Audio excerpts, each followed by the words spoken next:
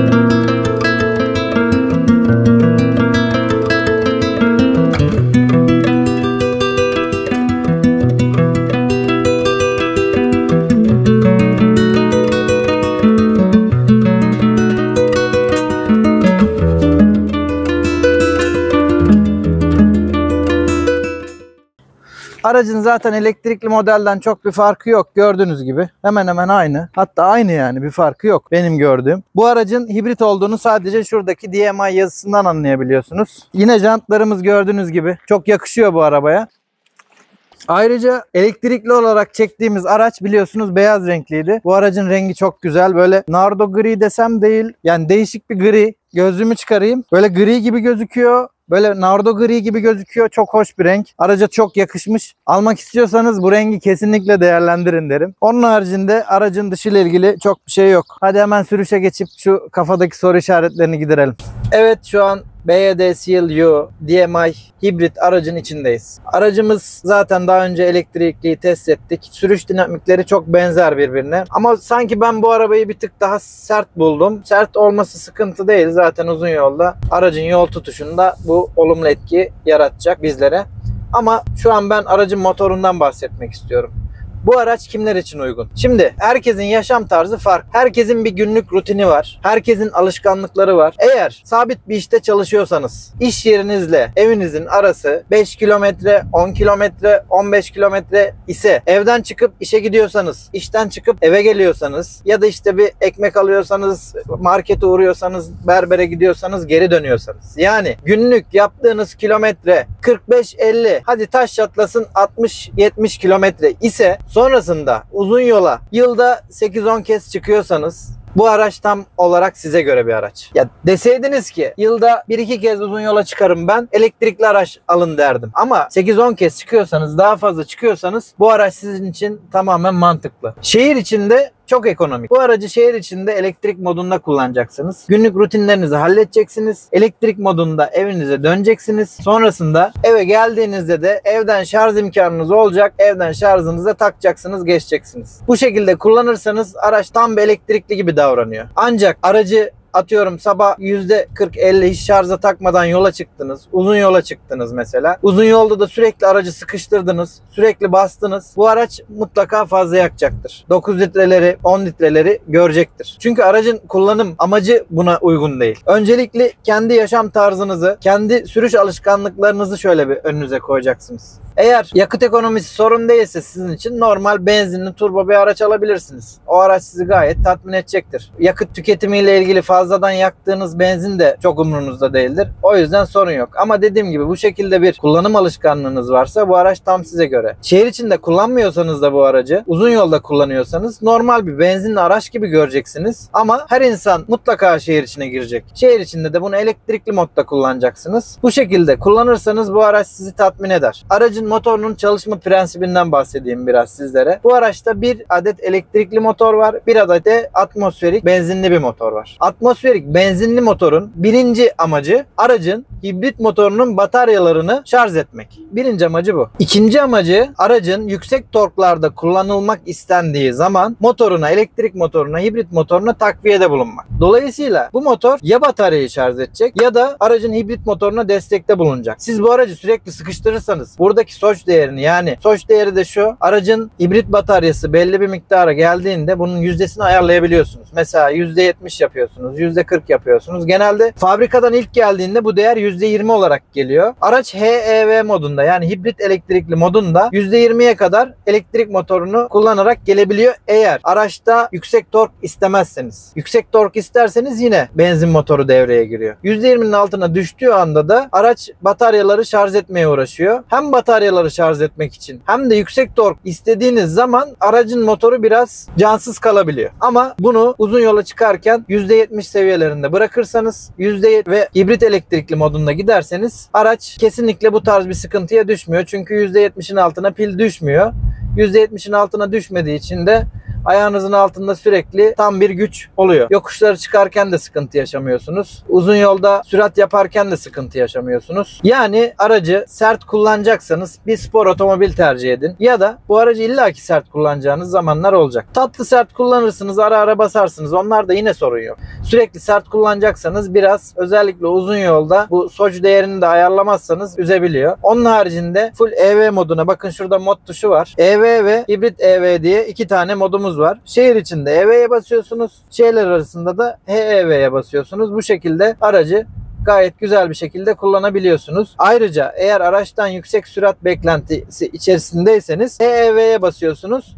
Araç benzin motorunu da devreye sokuyor. Tekerleklere güç aktarımında benzin motoru da bulunuyor. Yine EV modundasınız diyelim ki, kick down yaptınız, gaza çok bastınız. Ne istiyorsunuz? Tork istiyorsunuz. Belki de sollama esnasındasınız. Aracın bir anda atılıp gitmesini istiyorsunuz ya da kırmızı ışıktan hızlı bir şekilde kalkmak istiyorsunuz. Bu noktada EV'den çıkıyor, HEV moduna giriyor. Zaten burada da yazıyor öyle, gazı köklediğiniz zaman. Mesela şu an bastım ben. Kickdown yaptım. Direkt HEV yazdı burada. Ayağımı gazdan çektim. Normal tork değerlerini yakaladım. Yani biraz daha stabil sürüce geçtim. O andan itibaren tekrar EV moduna geçiyor. Yani aslında mantık çok basit. Eğer araçtan güç isterseniz araç hibrit motorunu kullanıyor. Ekonomiklik isterseniz araç elektrikli motor kullanıyor. Ayrıca bataryanız bitiyorsa ve sakin gidiyorsanız hiçbir sorun yok. Benzinli motor bataryanızı şarj ediyor. Hem bataryanız bitiyor hem de araçtan sürat beklentisi içine giriyorsanız bu konularda biraz sıkıntı yaratabiliyor. Onda da bu dediğim SOC değerini düzgün ayarlarsanız, %70'i ayarlarsanız bir problem yaşamıyorsunuz. Yani aracın kısa ve öz bir şekilde motorunun çalışma prensibi ve nasıl kullanmanız gerektiği bu şekilde açıklamak istedim. Umarım yardımcı olmuştur. Şu an mesela biz %62'deyiz. Aracı az önce şarj ettik. Bu arada dışarıdan şarj etmek ara ara mantıklı olabilir ama bu aracı büyük oranda evden şarj etmeniz önerilir.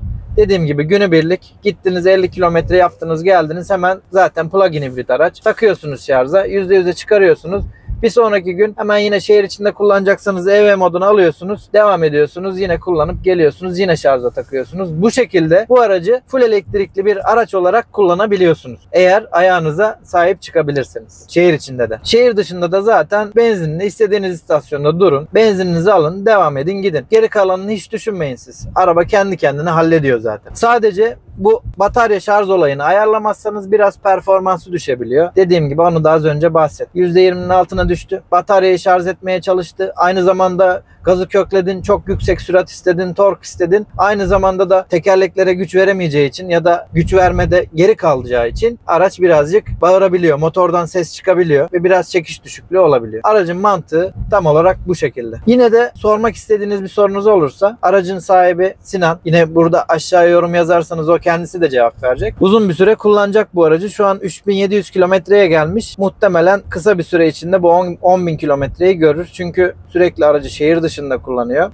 Şehir dışı yolculuk yapıyorum. Aynı zamanda şehir içine girdiğim zaman elektrikli mod alıp devam ediyorum. Normal şartlarda aylık 28-29 bin liralık bir benzin masrafım varken şu anda ortalamaya baktığımda 22-23 bin civarında bir yakıt tüketimi sağlayacak yani bu durum.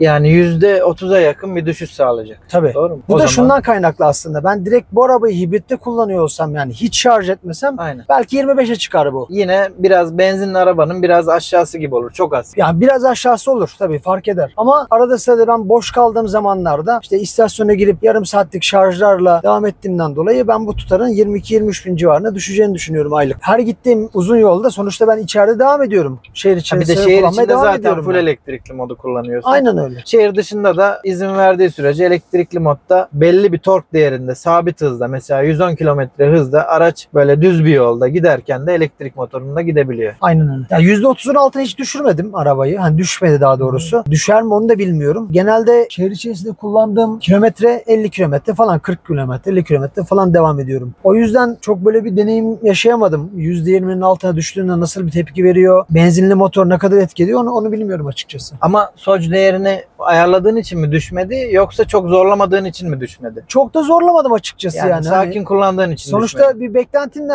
alakalı bu durumlar. Tabii. Ya bir spor araba değil bu sonuçta yani. Yani 2 tonluk bir arabadan Evet, bahsediyoruz. yüksek tonajlı, yani ağır bir araba bu. Aynen. Yani bu arabanın dezavantajları da var, avantajları da var. Dezavantajları bu arabanın atmosferik motor olması. Yani bu arabada turbo motor olsaydı bu yaşanabilecek problemlerin hiçbirisi yaşanmayacaktı. Evet. Ya şöyle, turbo motor olsaydı da belki bu kadar fiyat konusunda ulaşılabilir olmazdı. Daha yüksek bir fiyat olurdu. Tabii ÖTV indirimi direkt bu %30. Turbo girdiğinde bu işin içerisine ÖTV %80'e çıkacaktı. Ortalama 2700-2800 bandına gidecekti bu tutarlar.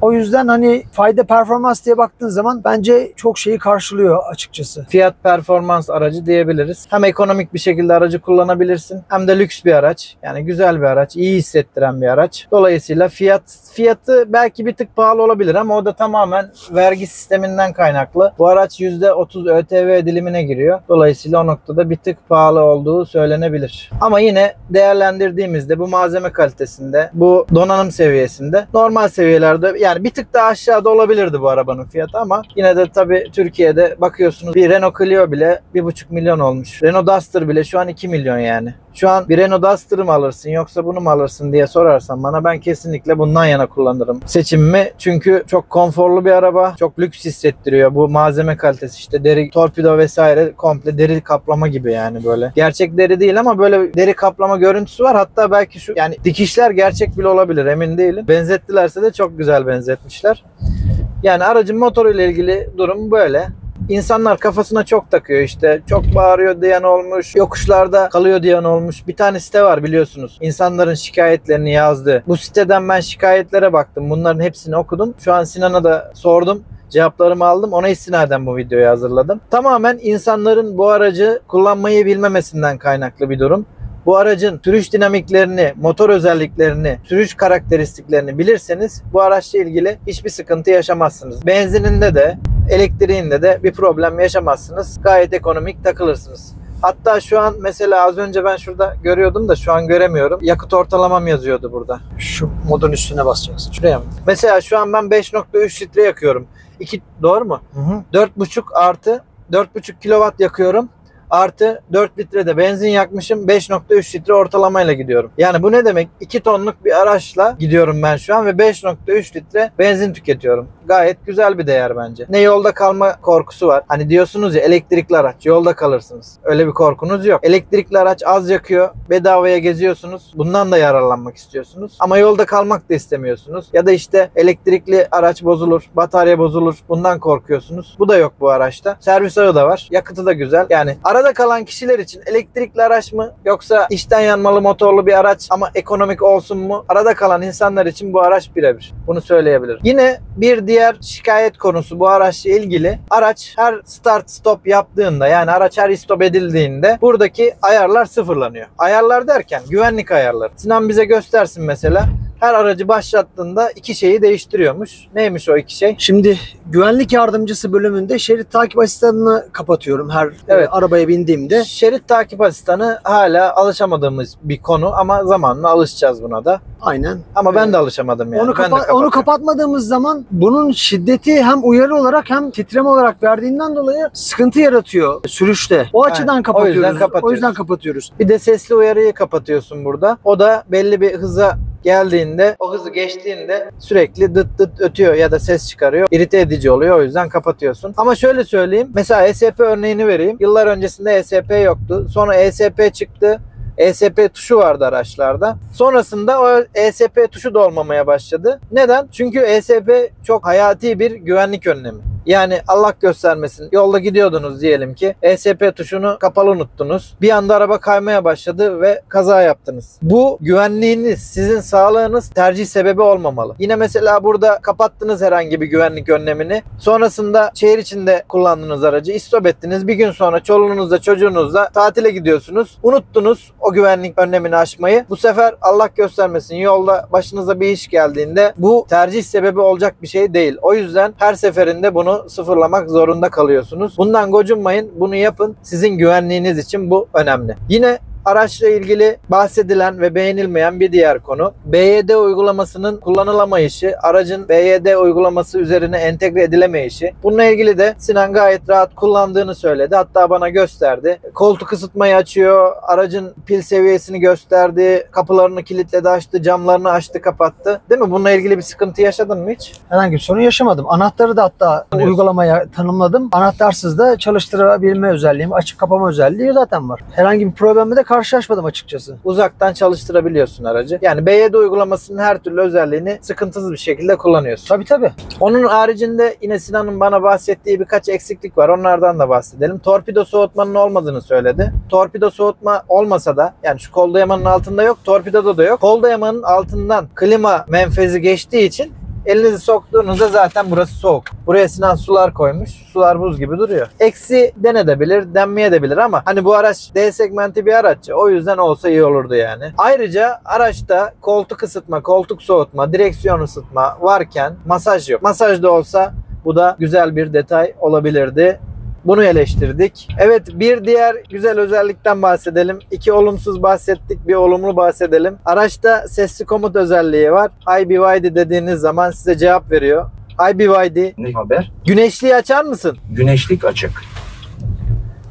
Gördüğünüz gibi bunu yapay zeka ile de entegre edip daha bir üst seviyeye taşıyacaklar. Yani söylediğiniz her şeyi neredeyse algılayacak. Diyeceksiniz ki klimayı 15 derece ayarla, işte ne bileyim koltuk soğutmanı bir kademe düşür. Ondan sonra bunları yapabiliyorsunuz aslında ama biraz algılamada güçlükler yaşanabiliyor. Onun haricinde yapay zeka ile de ileride entegrasyon olursa çok daha stabil ve efektif bir şekilde bu özellikle çalışacak. Biraz normal elektrikli araçlardan yavaş şarj ediyor ama zaten bataryası küçük, 18.3 kW. Yarım saatte falan şarj edip yani %40 %50 şarj edebiliyorsun herhalde yarım saatte. Aynen. Aha.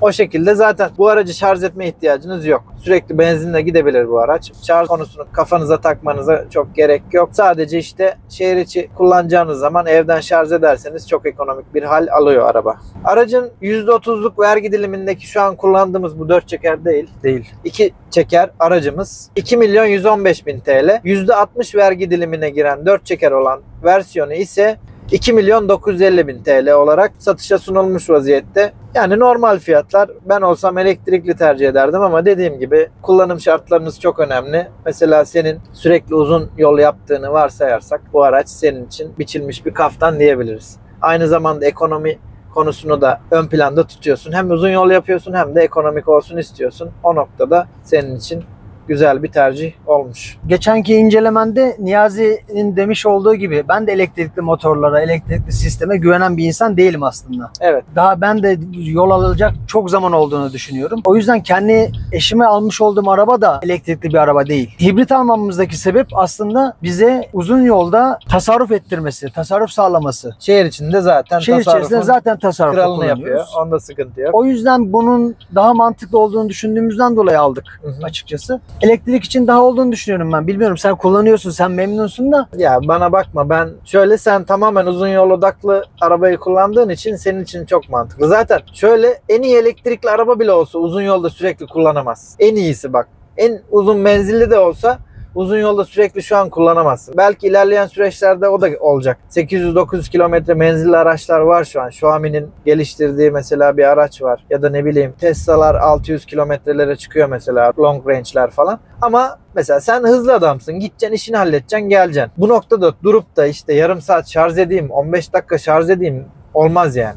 Senin Türkiye'nin bir ucundan bir ucuna kontağı açtığın zaman gitmen lazım. Dolayısıyla sen şu an için benzinli ya da işte hibrit araçtan devam edebilirsin. Zaten konuşmamızın da ortalarında söylediğimiz gibi bu araç ortada kalanlar için. Ya işte ekonomide istiyorum ama elektrikliden de korkuyorum. Uzun yola çok çıkıyorum ama ekonomi de istiyorum diyorsan bu araç sana göre. Aynen öyle. Eksi olarak bir şey daha söyleyeyim ben sana. Mesela normal Tesla'da olan bütün etrafındaki kamera sistemi bunda da var. 360 derece kamera sistemi bunda da var. Ama bunda herhangi bir sistem koymamışlar. Yani güvenlik sistemi koymamışlar. Kaydetme yok. Kaydetme yok. İlerleyen zamanlarda geleceği söyleniyor ki zaten bu uydudan alıyor bütün güncellemeleri. Bütün güncellemeler yapılırken de böyle siyah ekran geliyor. Hatta ilk güncelleme geldiğinde ben bayağı korktum. Ne oldu acaba falan dedim. Kapanıyor. Ekran gitti Onunla diye. da ilgili şikayet etmişler. Ekran kapanıyor diyor. Oysa ki güncelleme yapıyor. Güncelleme yapıyor. Hani siyah ekran geldi. Siyah ekran gelince korktum ben de bir şey mi oldu diye. Sonra baktım YouTube özelliği gelmiş. Durduğumuz yerde YouTube izleme imkanı veriyor bu araç. İlerleyen zamanlarda gelirse Tesla'daki gibi daha da sağlıklı olabilir gibi gözüküyor açıkçası. Yani zaten şu an sen bir güvenlik kamerası takmışsın araca. O da BYD'nin uyumlu bir... kendi aynen, uyumlu araçları. kendi uyumlu. Onu da hatta şöyle göstereyim ben çekmişken. Şu şekilde göstereyim. Bu kendisinin kayıt sistemi. BYD ne kadar? uyumlu. Fiyat olarak Bunu ekstra 11 bin opsiyon. liraya taktılar. Normalde servis takıyor zaten. Hafıza kartı vermiyor. Hafıza kartını ekstra alıyorsun. O da tabii senin istediğin boyutta olacak. boyuta göre Evet, değişiyor boyuta fiyatı. göre. Yani her araca şart aslında. Tesla'nın en çok takdir ettiğim özelliklerinden biri bence bu. Arabanın yanına biri geliyor, hemen kayıt alıyor. Ne bileyim, kötü niyetli insanlar olabilir. Bir kaza bela gerçekleşebilir sen araçta değilken gibi. Yani arka kamera da olabilirdi bunda. Normal ön kameraya yapıldığı gibi kayıt arka tarafa da yapabilirlerdi. O da ilerleyen zamanlarda gelir diye tahmin ediyorum açıkçası. Yani bu kamera da gayet yeterli ama dediğin gibi gelse çok iyi olur. Ben de buradan söylemiş olayım senin. Bir eksi daha söyleyeyim mesela. Normal şartlarda ayakla bagaj açma vardır. Bunda yok mesela. Evet. Ya o herhalde bir eksiklik. son dönemdeki bazı araçlarda olmuyor ya. Onu ben de gördüm. Ya dizinle açamıyorsun değil mi bunda? Yok, hayır. Dizinle bari açsaydın iyi olabilirdi. Seal'da mesela o var. Dizinle açıyorsun. Dizini dokundurduğun zaman dizine yakın bir yerde açılıyor. Yani aracın çok eksisini söyledik. Artısını sonuç olarak söyledi. Memnun musun, değil misin? O şekilde insanlara bir kılavuz olsun bu video. Bundan önceki arabam C5 Aircross'tu. Evet. Aircross'ta yaşamış olduğum süspansiyon deneyimi herhangi bir arabada yaşadığım bir deneyim değildi. Ama süspansiyon deneyimin dışında dersen ki bu arabadan memnun musun? Yani %99 memnunum bu arabadan. Biraz sert buldum. Sadece sert buldum. O da ilerleyen zamanlarda 5000 kilometreyi geçtikten sonra düzeleceği söylendi ama ben deneyimlerime baktığım sürece değişeceğini düşünmüyorum. Çünkü jant 19, lastiklerin yanaklarından kaynaklı olarak bir sertlik var. Süspansiyonda yumuşayan bir şey gibi gelmiyor bana açıkçası. O yüzden ben bu sertliğin devam edeceğini düşünüyorum. Bir miktar haklı olabilirler ama dediğin gibi bence O kadar haklısın. fark edeceğini çok düşünmüyorum. Fark etmez. Evet. Sertse serttir. Sadece bir tık çok az bir yumuşar. Niye? Çünkü belli bir süre sonra sürekli rebound yaparak yumuşayabilir. Metal